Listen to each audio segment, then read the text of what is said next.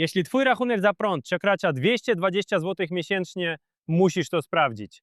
W Polsce, gdzie cena energii elektrycznej dla gospodarstw domowych wynosi średnio około 80 groszy za kilowatogodzinę, rachunek bardzo łatwo przekracza ten poziom. Szczególnie w miesiącach, gdy częściej używasz ogrzewania lub klimatyzacji.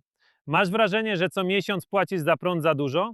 To nie tylko kwestia zużycia, ale ilości energii, która marnuje się w systemie.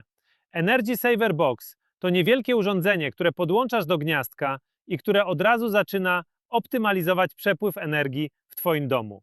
Redukuje straty, stabilizuje zużycie i eliminuje niewidoczne marnowanie prądu bez zmiany Twoich codziennych nawyków.